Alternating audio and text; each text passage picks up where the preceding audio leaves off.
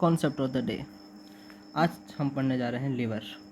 आज इस टॉपिक के पूरे धुर्रे उड़ा देंगे, एक एक कोना कोना पढ़ना है हम लोग को लीवर का। सबसे पहली बात है, लीवर ऑर्गन है, ठीक है। किस में हम लोग पढ़ते हैं? ये डाइजेस्टिव ट्रैक्ट में, जो डाइजेशन वाला है वो हम पढ़ते हैं, उसमें लीवर उसका एक टॉपिक है, सब टॉपिक कह सकते हैं। जिसमें क्या होते हैं, कुछ एंजाइम्स निकलते हैं, डाइजेस्टिव एंजाइम्स, और भी बहुत सारे ऐसे फंक्शंस होते हैं जो कि आज हम देख लेते हैं सारे।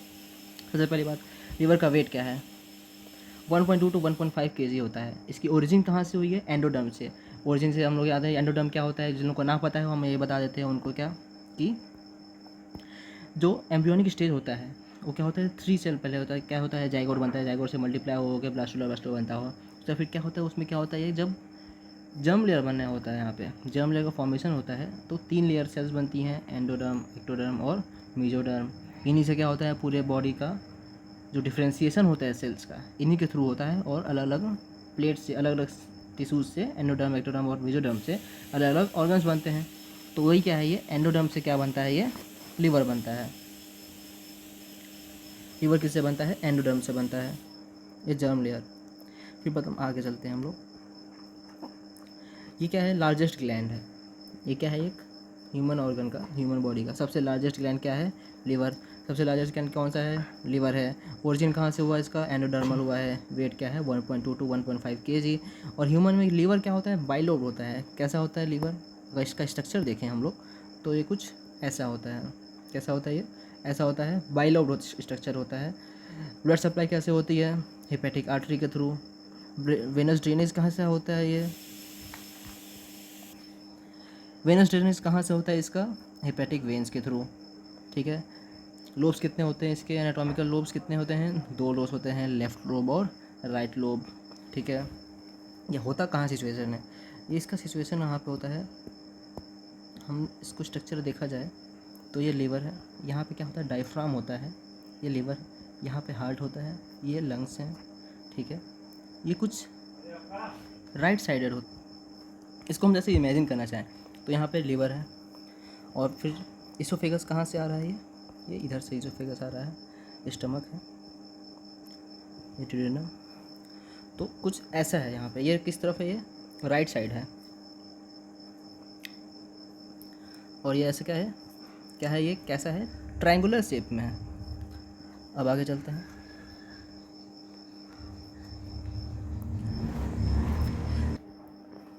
ये जो लीवर होता है वो किससे मिलकर बना है? बहुत सारे लोब्यूल से मिलकर बना हुआ है। जब माइक्रोस्कोप में लीवर का एक टिश्यू करके देखते हैं हम लोग तो कैसा दिखता है वो? कुछ ऐसे हेक्सागोनल स्ट्रक्चर्स दिखते हैं, बहुत सारे बने हुए, ठीक है।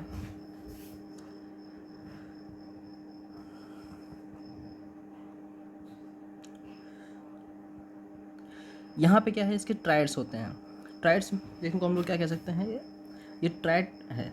किस चीज़ के मिलकर बना होता है? ये हेपेटिक आर्टरी होती है और पोर्टल वेन होता है, जो कि पोर्टल वेन कहाँ से लेके आती है? बाकी इंटेस्टाइन्स और बाकी जगहों से ड्रेन करती है। क्या फूड जो एब्जॉर्ब हुआ होता है वो कहाँ पे होता है? पोर्टल सर्कुलेशन होता है। ये पोर्टल सर्कुलेशन हम लोग क्या होता है? कुछ नहीं होता है, कॉन्सेप्ट क्या है, बस सिंपल सा कि बाकी जगहों से अगर लीवर में आए, उसको हम लोग मतलब एक ऑर्गन से दूसरे ऑर्गन में जाए, उसे एक टिश्यू से दूसरे टिश्यू में जाए, उसे हम लोग कहते हैं पोर्टल सर्कुलेशन कहते हैं, ठीक है। तो ये क्या होता है?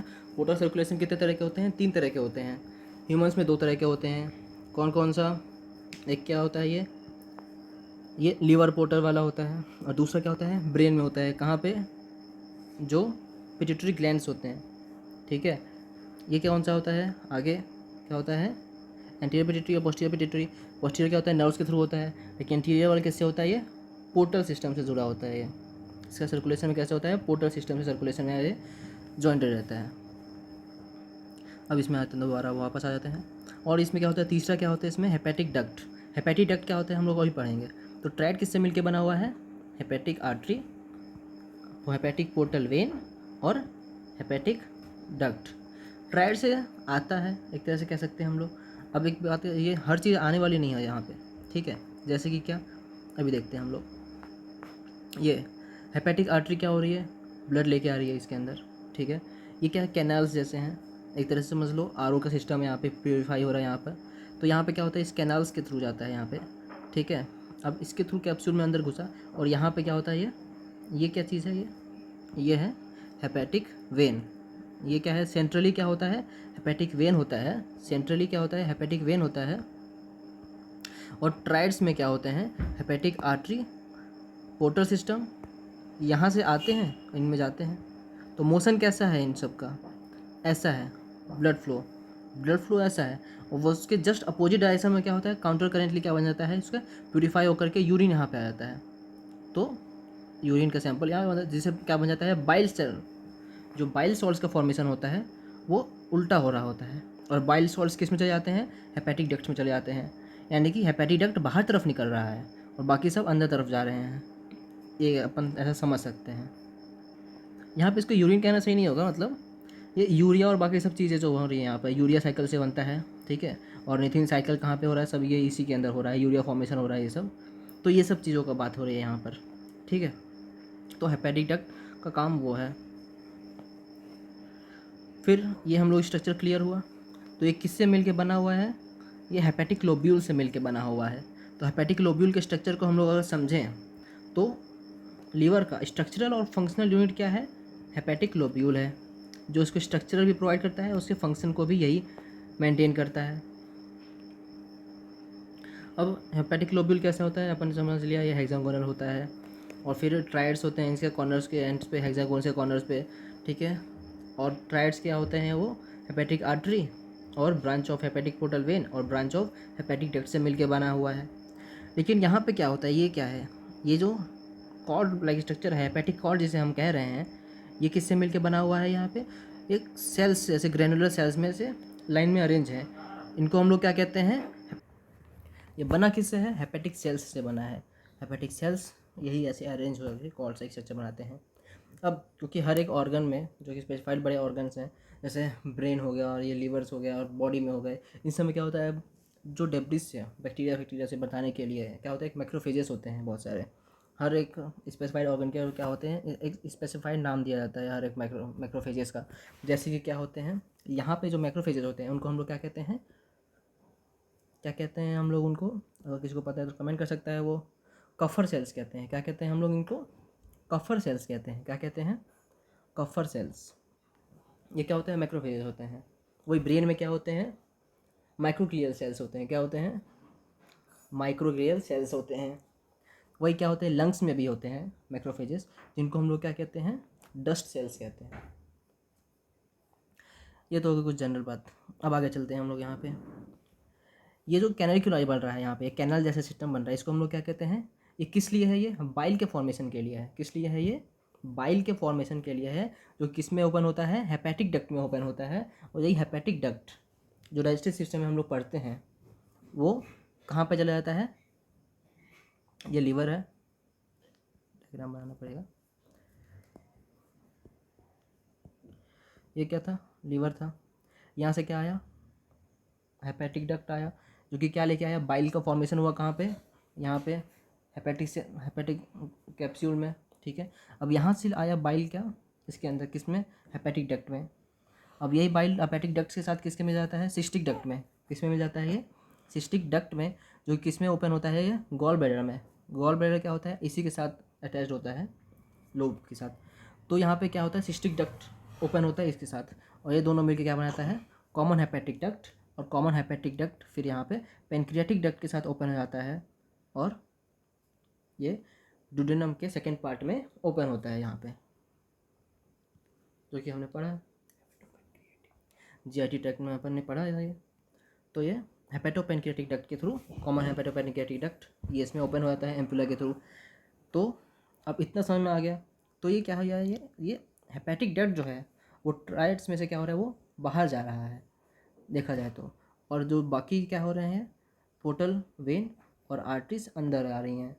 और वेन जो है यहाँ पे सेंट्रली क्या है, ये हेपेटिक वेन है। ये स्ट्रक्चर बना रहा हूँ मैं कैप्सूल का, हेपेटिक कैप्सूल का स्ट्रक्चर देखा जाए तो सेंट्रली क्या है, वेन है, जो कि क्या कर रहा है, वो अंदर लेके जा रहा है, मतलब एक तरह से बाहर निकाल रहा है। कहाँ पर, किस में ड्रेन होगा, ये हेपेटिक वेन में, ये उसकी ब्रांचेस।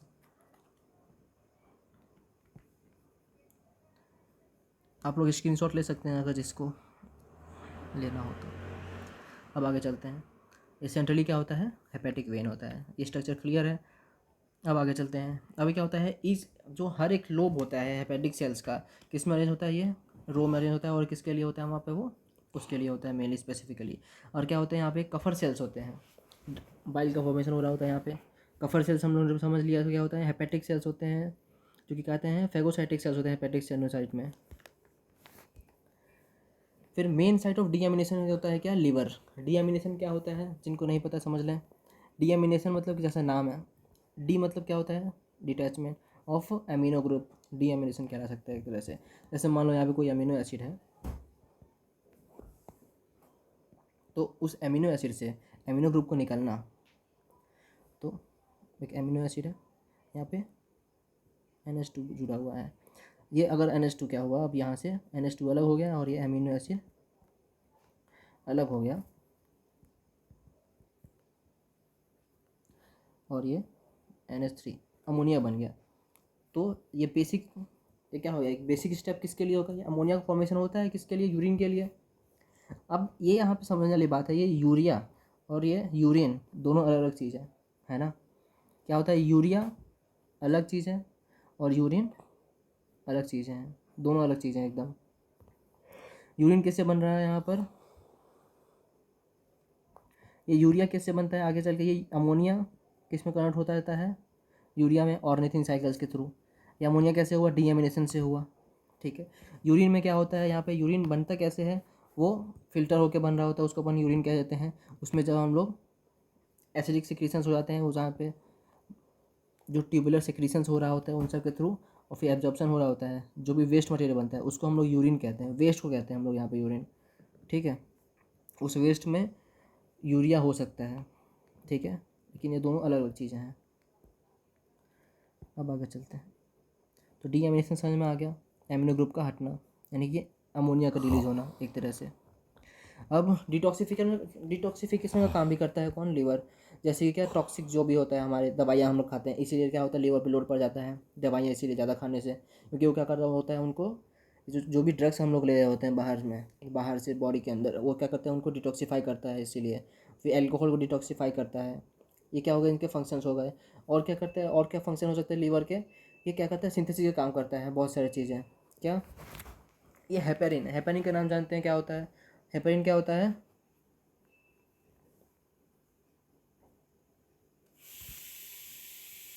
हेपेरिन क्या होता है, कमेंट करें सब लोग। तो हेपेरिन क्या होता है, एंटी कोएगुलेंट होता है। हेपेरिन क्या होता है, एंटी कोएगुलेंट। इसीलिए हमारे जो ब्लड है, वेन्स में, आर्टरीज में, ये रखे रखे ये कोएगुलेट क्यों नहीं आती है, क्लॉटिंग क्यों नहीं होता है इनमें, क्योंकि इनमें क्या होता है, एंटी क्लॉटिंग मटेरियल होता है।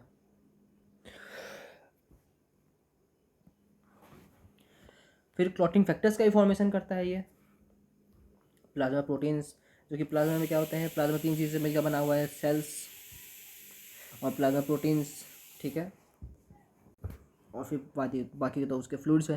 फिर बाकी हम लोग क्या करते हैं आगे, विटामिन और बीटा कैरोटीन का फॉर्मेशन करवाता है ये। जो बीटा कैरोटीन विटामिन ए जो होता है, जो उनका फॉर्मेशन कैसे होता है, वो इसके थ्रू होता है, उसका ब्रेक डाउन कर रहता है ये। अभी ज़्यादा डिटेल में जाने की जरूरत नहीं है। फिर बाइल्स का फॉर्मेशन जो हमने बताया, जहाँ पे बाइल जूसेस का फॉर्मेशन करता है। और आरबीसी का फॉर्मेशन भी करता है। क्या ये हेमोपोएटिक ऑर्गन होता है ये, एनसीआर ये नीट में ऐसा पूछता है ये, एम्ब्रियो में हेमोपोएटिक ऑर्गन्स के नाम बताएं।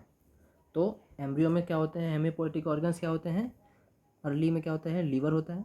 फिर क्या होता है, योक सैक होता है।